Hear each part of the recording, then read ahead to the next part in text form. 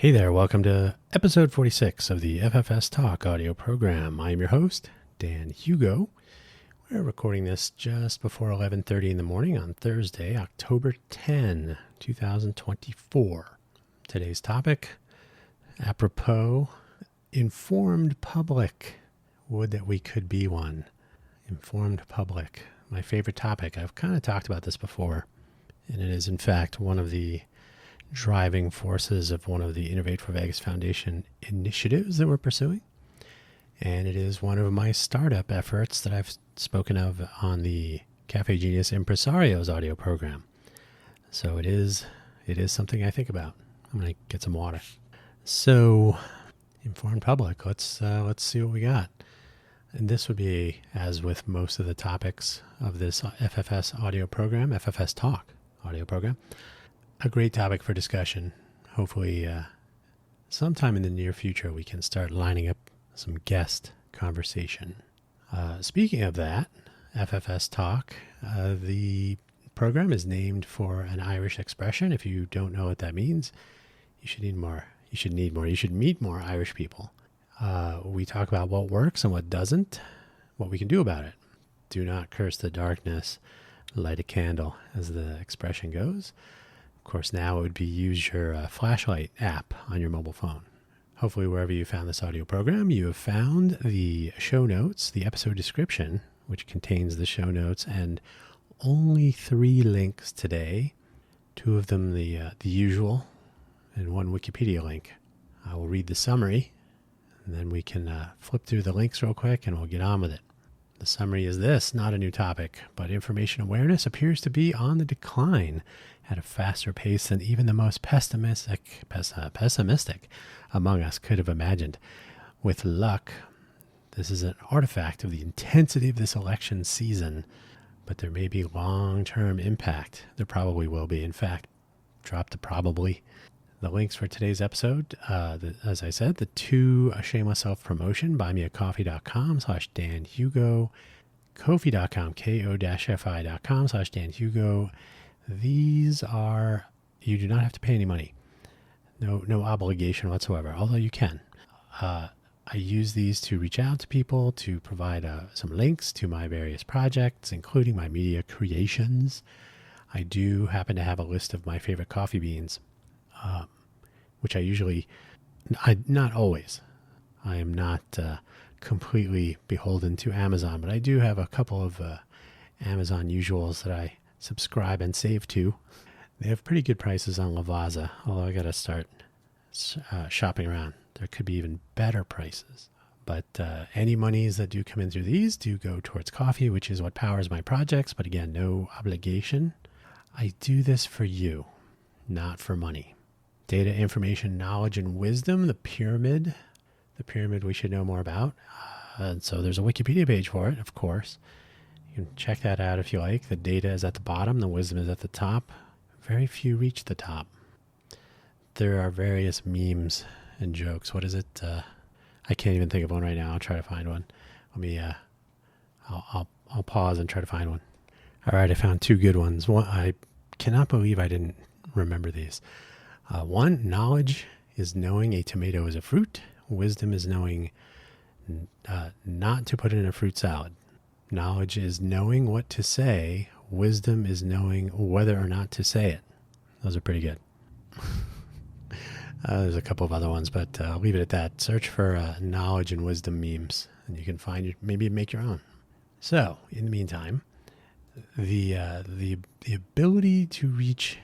Check the Wikipedia page for some ideas about what each of these terms mean. Very briefly, data. These are not memes. This is just the way to interpret this. Data is the measurement of temperature, for example, or pressure. If you're talking about weather, it's checking your oil. You pull the dipstick out of your engine if you still have one. It is checking the price of milk and eggs at the grocery store. Information is gathering that data and averaging it over time, or for weather, it's a little bit more complicated than that, but basically figuring out where this data point fits into the total information, discarding outliers, knowing what an outlier is, being able to consider confounding factors and other such things. If I give you the price of milk and eggs and you're like, that seems really high, and I'm like, it's pretty normal for Whole Foods, you might say, oh, I shop at Smith's, a Kroger brand, travesty of a store. So knowing the nature of the data, how to group it, how to analyze it into information. Well, some of that is knowledge, actually. So knowledge can come from this information. If you know what the typical price of milk and eggs are in a locality, prices in a locality, you can take that knowledge. You can keep that knowledge current based on the current state of information and knowing what to do with the different pieces of information and the sources of the data and so on. So you become something of a subject matter expert when you know what to do with information and how to treat it, or how to maintain the information based on incoming data and so on. So knowledge is what you get from this information. You could say that the information about the tomato is how that information is arrived at, or how it is discovered. So you should know how, or the information is the tomato has seeds and it's a fruiting body from a flower, and it's part of the reproductive system of the tomato plant. Therefore, fruit. It's not that simple, but that'll do for now. So knowing that and then not putting it in your fruit salad continues the pyramid. Anyway, so it's the truth is out there, as Mulder might say, Special Agent Fox Mulder. But do we seek it out? That's the question. Chaos of late is how I've titled this first section. This is recorded in the midst of the 2024 national election season, October 10th, in fact, with all manner of propaganda and worse spread for the sake of achieving a support level to reach an election outcome desired by both sides, by all sides, by any of the sides, who knows. This highlights a class of problem we all face, hopefully in an absurd scenario that seems more and more normal. That is to say, someone is always trying to convince you of something to get what they want by convincing you that you will get what you want, and they may tell you a version of the truth. They may tell you outright lies. How will you know? It's just receiving, most of the attention is going to our presidential election this year, this time of year. And so that is perfectly reasonable to use as an example. It's not going to be about politics per se. I'm going to get some more water. But yeah, low-hanging fruit, tomatoes. Hurricane news regarding Helene and, as of today, Milton has been readily available. Data about the storm location, the projected intensity, the cone through which the hurricane might wander on its way to landfall, and then what might follow. The information that has been gathered over time regarding hurricanes, the knowledge, knowing which hurricane might do what, all this, the wisdom to know to get out of the way, regardless of which part of the pyramid or cone you might be in. So all this is readily available. We've had this at our disposal for a long time. There's always improvement. There's always something to learn from each and every storm. The damage that may or may not result, the tragedy that it inflicts upon people, animals, life in general. Moving forward, you can now, with social media and a quicker return to some form of access to the internets, we are seeing on the ground stories like here's where I used to live and so on, and educational. If we take a good hard look at some of the rhetoric of one of the presidential campaigns, I don't remember which one, there are outlandish, verifiably false statements spread with a reckless abandon, all for the sake of the agenda. These untruths can be easily verified as false, yet they get traction with reposts and amplification across a variety of social media platforms. I've done an episode of one of my programs about my being a CERT volunteer. I've never responded to a disaster, such as a hurricane or earthquake or something like this. I've participated in some other drastically less dramatic activation events and training and whatnot.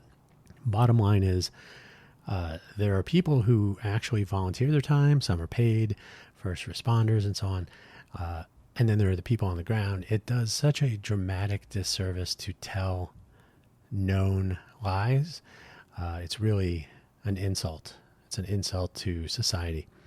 Okay, I'll get off my soapbox now. People are not eating pets. I can't remember which political party was pushing that one, but crime is generally down. Personal firearms are not going to be taken from anyone en masse. These are the same tropes over and over again. Real data is available. You don't have to believe the campaign rhetoric, the what do you call it? The surrogates and the talking heads and so on. Everybody has an agenda. They're all trying to spin the facts and whatnot. But one of the issues that will confound this effort to get truth out is when the truth is not necessarily true in a particular locality, and that gets very tricky. So that's when the political agenda really catches on, and it's unfortunate because sometimes the perception and the reality are seemingly closer together, but maybe not. Even if crime is up, like I'll tell you right now, the neighborhood where I live, I don't own a car. I'm so glad, because the odds that it would be stolen or broken into or worse seem to go up every day because there are fewer and fewer cars remaining. Almost every day, someone's car is getting stolen from near me. So I could say, oh, crime is really horrible. It's really affecting me. But it's not. It's affecting other people, and that's bad. But if I take the news of others and I make it personal, sure, if I had a car, I'd be more concerned, but I don't. So I don't have to worry about that. If I personalize every single piece of news that I hear or read about, even if it's not even near me, then I am very susceptible to taking these crafted messages. And that's unfortunate because that's not really the truth. It's a story. And if we're basing decisions on that, then that can get us into trouble. And suddenly the person that told you those facts, they suddenly aren't around to deal with any consequences, but you have to. So relying on people who check those facts, to keep them up to date, that they maintain their own knowledge. If you can check for yourself or trust reliable, good faith news sources, that is, news sources that will tell you either way without agenda or distortion. That's even getting hard to find. That they're going to report on news rather than say sensation. Well, viewership and clicks are the name of the game. Neither of these possibilities, self-reliance or finding trustworthy sources of news and information, appear to be so common of late, which is very sad. I'm not saying there's none, but it's getting really tricky. I will admit that. I would love to say that, well, the media is there to... No, not really true anymore. There are pockets. There are investigative journalists. You'll find them breaking away from their employers and getting their own Substack or self-publishing in general. Substack is not great, but the notion is I'm going to do what I want to do, which is often deep dive research, real interviews. You can create a YouTube channel or a Twitch channel or various other methodologies to get your efforts, make them available or get them out to the world, make them available to people who want them. Perhaps we'll see more of that, but then you fall into the trap of needing traffic, and as Cory Doctorow might say, and which I will clean up slightly for the purposes of keeping it clean, the impoopification is almost inevitable when you rely on traffic or visitors or on giving something away and then trying to make money on it later and so on. It's a tricky business. So what works in this totally chaotic scene in which we find ourselves? We have more access to more data, information, and knowledge, not so much wisdom, than ever before, and that will be more true tomorrow and even more true the next day and so on. If we can put these to use, to good use hopefully, to seek out factual information based on accurate data, hopefully accurate and precise even, and track this information if it is updated with additional data, and seek knowledge from credible subject matter experts who can interpret information outside of our own expertise. We can establish our own individual awareness about the world around us. I say that data could change. We know, we've seen this in the news of late. I'll touch on this at the end of this episode. But just because a subject matter expert has to change what they said last time because of new information, new data, a new understanding, it doesn't mean they are less trustworthy. In fact, if they take the time to point this out, and if they're good educators, they will explain why the need for an update, why there's been a change, and so on. Those are the kinds of people that you actually do want to follow. Now, if they start going outside their lane or becoming overly politicized or trying to pursue some sort of messaging, or that's where it gets a little problematic. But, hey, the sky is blue and the sun is out. Well, later today, that won't be true. That doesn't mean I was lying. More and more subject matter experts, whether their areas are culture, history, language, public health, virology, physics, chemistry, engineering, nutrition, climate, economics, and the list goes on well beyond what I could possibly read without a lot more water, at least, are making themselves a part of the public discourse with their own online media productions, participating in panel and individual dialogue engagements on a variety of media, people who have their own interview shows or interview podcasts, present company excluded sometimes, I don't know. It's good to have conversations with subject matter experts and learn and share knowledge with people. That's always a good thing. And guess what? If those subject matter experts find new information and they can come back on to the episode or the show and talk about that episode and say, hey, here are some things we've learned since then. If I were to do a podcast, if I did an episode about Milton 5 days ago, I would have to do another episode yesterday and say, okay, what we talked about 5 days ago, a lot of stuff has changed. And we see YouTubers doing this. YouTubers will talk about a current event such as the Milton storm. I will pick one example out of many. Philly DD, what is it? Philip DeFranco? Philly D. Yeah. The Philip DeFranco show. He attempts to be topical and whatnot, and he does. He does a lot of like social media, inside baseball type stuff, and some horrific crime headlines and whatnot.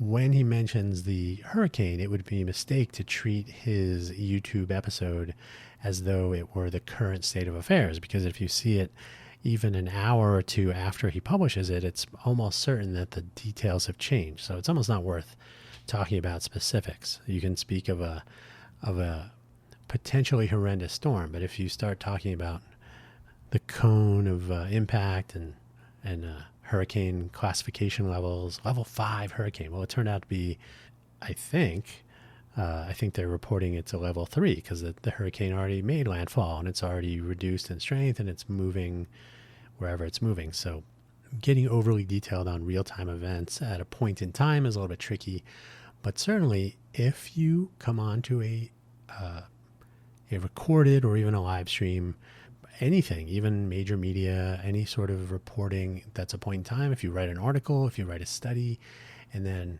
10 minutes or 2 weeks or 100 years later something changes, then you need to address the change.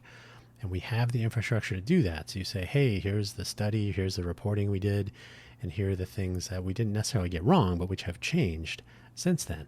Hey, the storm is not where it was when we talked about it yesterday. So these are not errors. They're not reporting. They're not. What's the word I'm looking for? It's not a lack of factual reporting, for example. It's merely that the facts have changed. And when people make that sound like it's some sort of a crime, you must consider context. Again, hey, the sun is out. That is not going to be true 12 hours from now. So if I report that the sun is out right now and then it's not later, I was not lying. And that's the simplest of examples, of course. So in the best case, there are more and more tools for finding both the information and the expertise that's out there so that knowledge based on facts and understanding can be available to all, found and shared. Will AI help this yet more with intelligent summaries and somewhat useful responses to non-expert queries? That is, what is it? Converse with your data, I think is one of the headlines I've seen. So if you build up a collection of data, information, surveys, studies, outcomes, epidemiological data for public health and so on, you could perhaps train your AI model and then ask it questions like, well, what happens when I take vitamin A and vitamin C with this medication, right? And it might be able to come up with an answer to that in a normal, you might not need to know that it's, what is vitamin C? Totally spacing on this. You don't need to know that it's keratin or that it's, that's vitamin K, right? Is that right? Now I'm going off the rails that I had prepared for. You don't need to know the names, the scientific names and whatnot. You should be able to say to your expert system, your AI-driven expert system, tell me if vitamin A will conflict with this medication I'm taking, or tell me if I can have milk with this. These are the sorts of things where the knowledge and expertise that is available can be integrated into the tooling and the new technologies that we have available to us to make a better system. It's not generating content for the world. It's responding to a specific question where you should be able, anyone, should be able to ask a non-expert question like, I don't know. Okay, now I got to know. And vitamin C is going to be annoying because it's right on the tip of my tongue, which is weird because I have not had any vitamin C today. Where's the window I'm looking for? Okay, I'm sorry to distract. Okay, so vitamin C. See what happens when you don't know something? You can just look it up. So vitamin C. Why is it not just saying what vitamin C is? Ascorbic acid. Jeez, I can't believe I forgot that. Ascorbic acid, and then what is vitamin K? The definition of vitamin K. This is why I truncate silence, because every once in a while I do this without pausing. K1, K2. K1 is phylloquinone. It can be found in plant foods, especially leafy greens. Vitamin K2 is menaquinone. It's present in meat, dairy, and products, and milk and cheese, and so on. So not keratin at all. I'm sorry, keratin. Not keratin is a protein. Keratin, since we're here, keratin is an orange plant pigment found in carrots. It's a terpenoid hydrocarbon with several isomers, including beta-carotene. So totally different. Chemical formula C40H with some number of hydrogens. Anyway, see how easy that was? Maybe it was boring for you, but this is all good stuff. So you can actually go look this up. So a normal person should be able to ask about vitamin C. A nerdier person might ask for ascorbic acid. You might ask about a mix of things you're sure about and other things you're curious about. You may be completely wrong, and hopefully an AI trained on correct information will do the right thing and give you a proper answer, not make something up. So hopefully we'll get there. People do that. People certainly make stuff up, so you can't always count on them either. This seems like a reasonable application of AI, though, that could have some serious upsides if that works. You can insult fewer artists, and you can be smarter for it. So what does not work? I might have to take a break here and take some water. I'm out of water here. Hang on. So what does not work? See if that water does. What does not work? First, the talking heads, obviously politically motivated, ideologically motivated. Spreading of misinformation is a problem. So that if someone gains a level of trust, your favorite mayor, your favorite city council person, your favorite local celebrity, your favorite movie celebrity, hey, I'm a celebrity in movies. Let me give you my opinion on world affairs and so on. That gets a little bit tricky. They gains a level of trust with some demonstrable level of expertise or insight, or maybe none, and can represent facts and knowledge in useful, good faith ways. That's great. But they migrate over. So it can happen, but they migrate over time to an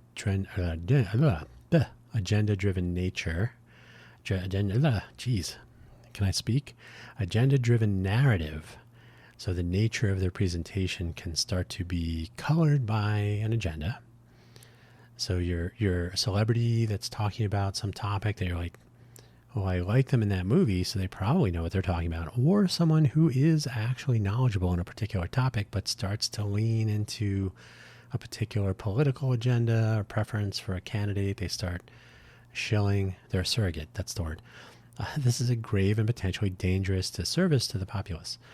So if you start to believe people based on the credibility that has been assigned for other reasons, that can be tricky. Now, they may be even presenting the same sort of thing that they're sort of an expert in, or they may not be an expert at all, but you've come to believe that they are. That can be just as much a problem. Sometimes there are those who wear a conspiracy theory analyst hat proudly. And that's fine. There's nothing particularly wrong with this on the surface, with consideration and recounting of historically nebulous events and characters and whatnot. I mean, have you ever read about John Wilkes Booth and then I think it's 9 people who ended up being hanged, and the just all of the scope and grandeur of the plot, the insurrectionist plot, and what came of it, and the outcomes, and how the investigation went, and just all of it. Very interesting. Not all the details seem clear. Well, what really happened, we'll never really know. This other person really didn't get, credit or blame. Clearly, the big conspiracy everyone knows about all too well is the assassination of John F. Kennedy, of course, president at the time. Even of Robert F. Kennedy. I'm sorry, yeah, Robert RFK. RFK, not Junior. RFK, the dad, the brother of the president. His assassination, whether the bullets came from the front or the back. There are conspiracy theories out there that can actually be interesting, and some of them are off the rails, and some of them are ludicrous, but they're food for thought, and so I personally find them interesting. I don't get overly zealous. The 9/11 conspiracies are a little bit out there. They raise some questions, but then often they continue to go off into the weeds. But either way, when you dive into these topics in the past, it can be interesting. It's food for thought. It can sometimes, though, bleed over into distrust for an entity that may be allegedly providing false information, when in fact there may not be any information. There may not be any knowledge to share. This will become a problem when you're a conspiracy theorist who likes to analyze historical conspiracy theories, conspiracies. You can leave the theorist out if you want, or keep it, your choice. When they start talking about events of today, one of the things you run into is, oh, they're not telling us. Let's make something up. They didn't tell us about RFK, so it must be, they make these dramatic leaps. And the problem with that is ongoing investigations. There's always a disclaimer that we can't give out information until we have it. And we can't divulge methods and sources and so on until we reach a conclusion, or at least, we can fill in some of these. Anyway, there's a whole process that's ongoing, but for the sake of attention, perhaps, or to maintain an air of expertise, got to fill the void. There's a 24-hour news cycle, or what is now just a 24-hour cycle of sensation. Anything fits to fill the time. So you got to keep people happy with postulates. And this can be dangerous too. Once, as the saying goes, the lie can spread around, or the postulate, the supposition, the allegation can spread around the world while the truth is still under investigation, putting its pants on, if you like, putting its boots on, any variation of that. But the facts take time. The fantasy can be written as quickly as the pen can travel on the paper. Lane changing is a problem, where we have a subject matter expert. So I was kind of like blurring this line with my first bullet item. So there's one case where somebody who is an expert will begin to come up with variations in something that they're sort of an expert on, or that's something that they've been talking about. So they're just kind of meandering with how they present facts versus their own opinions and so on. But lane changing, so I'll try to differentiate here. They kind of blur really easily, especially if you're a celebrity and you don't know anything, or if you're just some person talking into a microphone right now and don't know much. You have a subject matter expert with elevated credibility taking the opportunity to tackle subjects about which they are not nearly so expert. This happens all the time. Yeah, a great physicist is not necessarily an economist. An evolutionary biologist isn't necessarily a great sociologist. A neuroscientist philosopher isn't necessarily the best to comment on geopolitical crises. Yet they do. They get some of the credibility that they have in their field of study, their field of focus, in which they are actually expert or some level of expert. They get some of that credibility ported over, often inappropriately. Being a thinking person is fine, but be honest about that. When I talk about topics that I'm not expert in, and that's most, I can only offer my opinion without expertise. Now, if you ask me about software development, if you ask me about computer engineering, I have a little bit more. I have more knowledge. I have more experience to bring. If you ask me about, there are several things. I talk about some of them, and some of the things I talk about I am not expert in at all. And that's where I would invite others who are subject matter experts to join in. But either way, when people choose to change lanes and then they just merely speak as though they are equally expert in this other field, this other topic, that's sort of disingenuous, but it can also be very misleading, and it could cause trouble, whether in real time or down the road. Hey, that person who's really expert in something told me a different thing about a fact that I was not aware of, because they probably weren't either. So I'm going to keep that in my mind because it came from a credible source.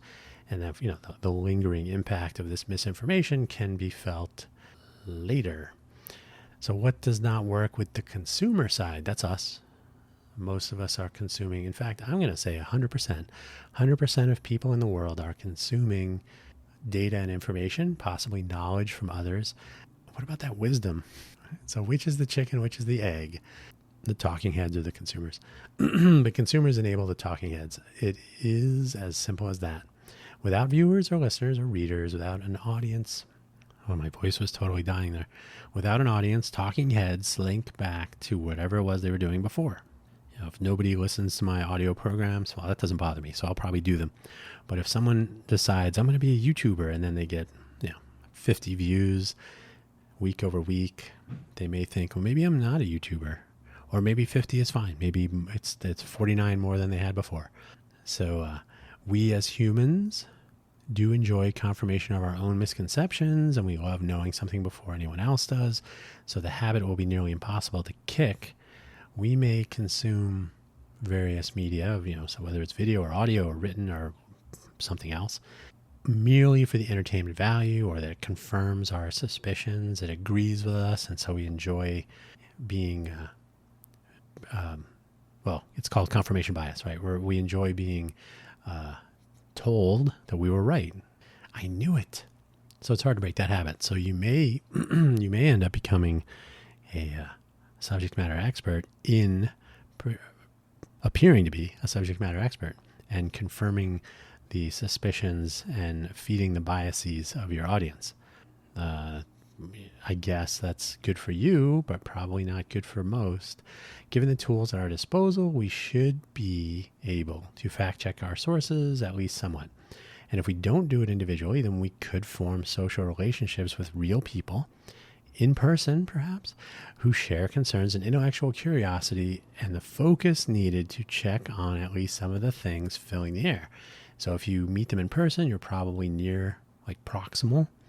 So you may have the same concerns about weather or public health or traffic or crime rates or, changes to the law or any sorts of things that impact people locally. So interacting with people locally, there's the whole veracity thing, right? Anybody can say anything online. They don't know you're a dog, right? As the saying went. But if you meet them in person, if you know them, if you come to know them, then there's more likelihood that you will have a communication level that exceeds the online parasocial relationship that most people have in that mode. So if we were to actually discuss things, and this used to happen back in the day, I don't know if you remember before the internet, people would actually talk to each other. So yeah, you might be wondering oh, how does this work? And somebody might know and they would tell you, and they might be wrong. But other people might say, oh, you're wrong. Or you might check it in the library. Remember the library? You might read something and say, hey, that was wrong. Or hey, that was right. We are tribal. These are also very human. Or this is also very human. Why did I say this? I wrote these. This is also very, we're tribal. We are a tribal species. We like to be around, we're social animals, as they say. We're social beings. So rather than working together to find useful and factual truth in the form of knowledge that could save our lives or at least make them better, we really enjoy the various chemicals we always hear about, including adrenaline and dopamine, to be a part of a party or a gang that finds agreement and strength on common ground. Like, oh, you agree with me? Awesome, let's hang out. Should we bother to fact check it? No. As long as we agree, we're good. And if we need to check our facts, we can just talk to the guy, or it could be a man or a woman. We'll talk to the person that's leading this troop. And so we don't have to worry anymore. Our biases are confirmed. Our dopamine and adrenaline are right where we want them to be. It's all good.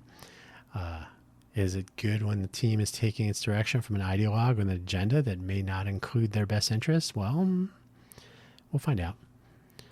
So what are the paths forward? What can we do about this? We've gone over briefly what works and what doesn't. Of course, I've presented one view. Yours may vary. That's why conversation is good. Paths forward, clearly, with so much data leading to so much information, building up so much knowledge, there must be a way to convert that to wisdom, at least for the individual.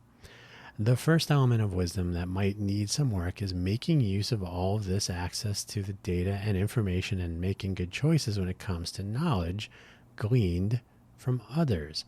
In other words, be careful who you listen to.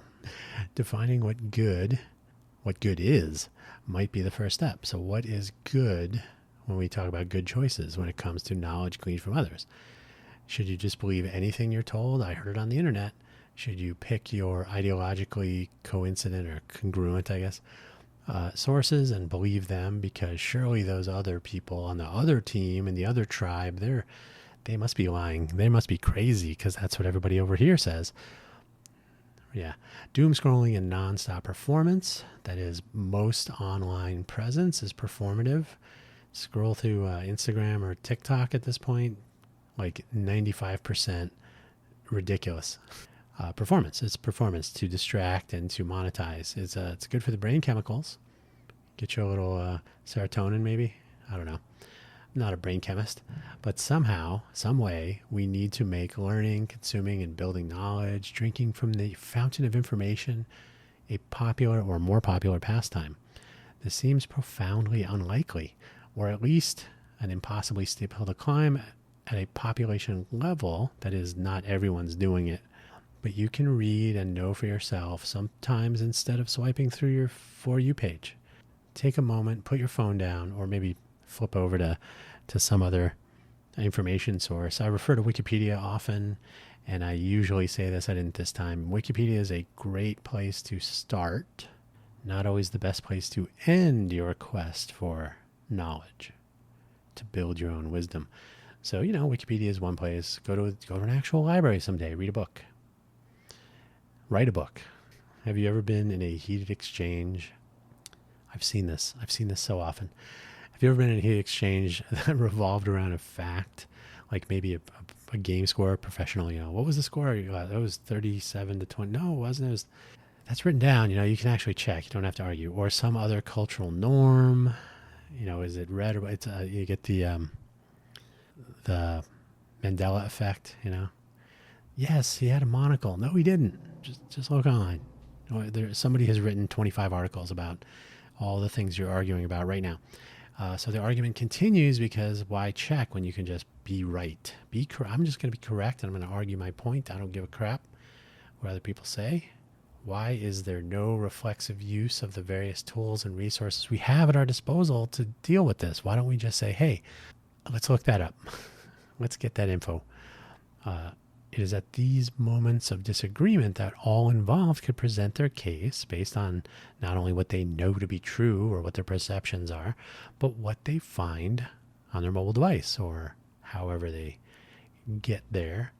Are they looking at Joe Rogan for truth and knowledge? Let's hope they're not going on their phone and finding that Joe Rogan episode where it explained how, come on. When Joe Rogan talks about bow hunting, great. If he's going to talk about science, engineering, if he has a subject matter expert on, the subject matter expert wants the traffic and the views, I guess, but the view reach. So you got to be careful that they're not crafting or leaning a bit into the audience. But anyway, or can they pull up the actual score of the game, the real study outcome, the actual state of affairs of some current happening? Here's the rich guy from Monopoly. Monocle? Well, you tell me. This could become a social norm. Imagine that. Like arguing over factual references rather than just, I'm sure of it.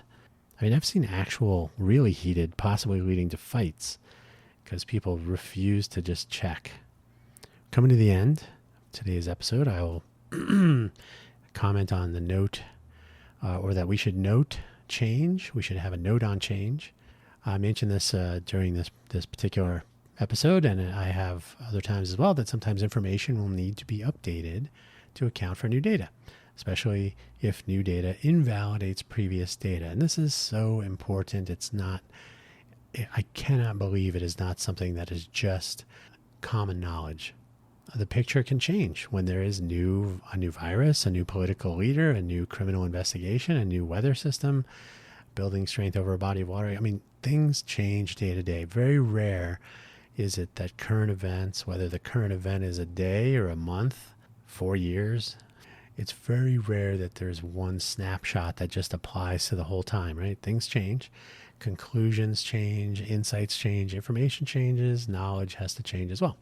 So topical today, the path of a hurricane can be predicted in what is typically called a cone, which is the area based on its current position. That's the tip of the cone, and then where it may move to. The longer the distance, the larger the potential deviation from any particular course. So the winds will blow, the earth is spinning, the Coriolis effect has its effect, but the wind system, especially it's a spinning pressure system. Pressures will fluctuate, temperatures will change. It might move back over the water a little bit more over a warmer patch. Who can say? That's why there's a cone. If they were sure, they would have a line. But this is the cone of possible destruction. If you're in it, be worried. If you're near it, be worried. So the longer the distance, the larger potential deviation. So that's something that I think people get by now. No Sharpies required. We have come to accept this. It's the best effort to provide as much information as is available at any given moment. And that can and basically does change. I mean, it's not even a question now. Is anyone this morning, now it's this afternoon in Florida, of course, is anyone saying, you lied to us? You said it was going to be a Category 5 and it was going to hit Tampa, but it hit Sarasota? No, it hit, I think it went south.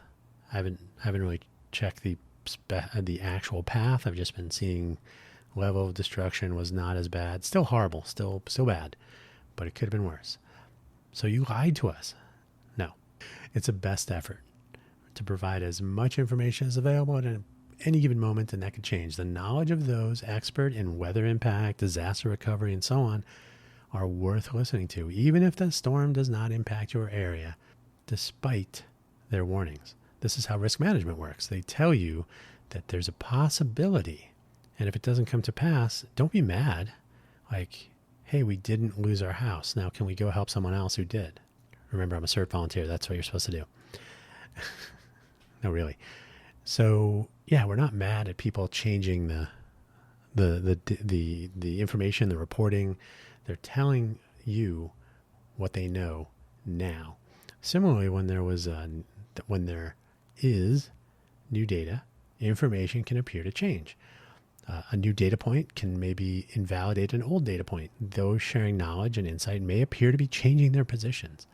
As we individuals improve our own wisdom levels, we may realize that when we select sources of expertise and knowledge who do provide these updates that reflect new information and understanding, we could consider valuing that person, that source of knowledge, that effort that they put into maintaining that correctness, to adjusting their knowledge and insights, the information they share, rather than tracking those who hold their own line regardless of changes of information, which happens to coincide with yours. So if you say, I like what that person has to say, but they don't change what they have to say based on changing data, changing information based on that data, and changing current knowledge that is now new and improved because of the new information. Well, last year you said this. Well, last year we didn't know anything. We had 0 days of experience. Now we have 365 days of experience and tons of data to go with it. And so we've analyzed it. We've reached new conclusions, new best practices, new insights. The knowledge that someone can share with you 1 year later may be very different. They were not lying to you. Now, there are some that you can't say that of. That's a different story. For the most part, subject matter experts who are acting in good faith to be educators in their field of expertise, they're staying in their lane. They are being honest. They're being transparent about when new information becomes available. Hey, there's new data. We've learned something new. Even if you're talking about history, hey, we learned a new thing that it makes this specific understanding of how the series of events unfolded. Now we can add some information that makes it a little bit different. The evolution of humans, right? If they ever find the missing link, that will provide some additional. They might have to change things. You can look for the JWST. What's his first name? Is it John Webb? John Webb Telescope System. Space Telescope. JWST. What does the J stand for? I'm going to look it up. I can go by memory, but I'm going to look it up. JWST. James Webb Space Telescope. Why did I not know that? Because James Webb is kind of a jerk. There you go. So anyway, just the challenge at hand is to how to encourage people to make use of the tools, the information, the ever-changing information that we have available to us, how to make use of that to grow their own knowledge base, right? To just know what they don't know, to know where to go to find useful and correct information on which to base sometimes life-changing, certainly life-improving, sometimes just better decisions. They might help themselves or their family or their friends or others to know the correct answer, not the answer that they want to be correct because that's the one they have and that's the one their tribe believes in. It's the one their favorite political candidate or talking head believes in, and so on. This is a fundamental problem. I hate to even say it, but facts don't care about your feelings is an expression that I believe Ben Shapiro has been credited with. That is essentially true, though. I can't say I agree with most of what Ben Shapiro says, but that's one thing. The facts are the facts. They should not be open for emotional or ideological debate. But on the other hand, when a fact becomes more correct, that doesn't sound right. Well, a fact based on data where data changes and becomes more correct or a more accurate representation of what's really happening, a greater understanding, that fact may move around. Being transparent, being able to communicate that are essential. And I think that's the part that really is a letdown. I think science education, I think history education, anytime where there's a nebulous lack of understanding, there's an opportunity for someone with a crackpot theory or their own agenda to insert their own narrative and to bridge a gap that does exist, but which they choose to fill with their own nonsense. And that's not good either. So how to make a system of knowledge sharing, information and knowledge sharing, so that we are transparently aware of when things change, of why they changed, of what actions we need to change to account for those changes. Do we need to stop taking something? Do we need to stop doing something? Do we need to start doing something else, et cetera, et cetera? So I think this only gets worse, which is why I've talked about this a couple of times now. So an informed public to make informed decisions should be a goal. I don't think it's getting enough attention. I will end on this note. The time to understand how disaster recovery works when you live in a disaster area is not after the disaster has come upon you. So clearly, production by a street, Clearly, it makes sense for a more consistent level of just general awareness.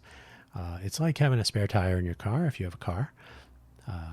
You know it's there, but have you ever checked it? Does it have air in it? Do you have the jack? Do you have the jack in? Do you know how to jack up your car? Do you know how to put the spare? Do you know who to call if you don't know how to do those things? There's just a whole collection of things that people take for granted until they cannot take it for granted, and other people can take advantage of that gap, and then we get what we get.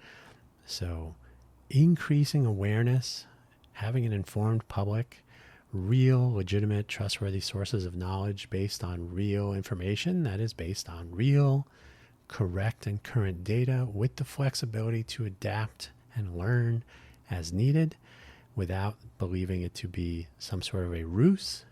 I'm asking for the world.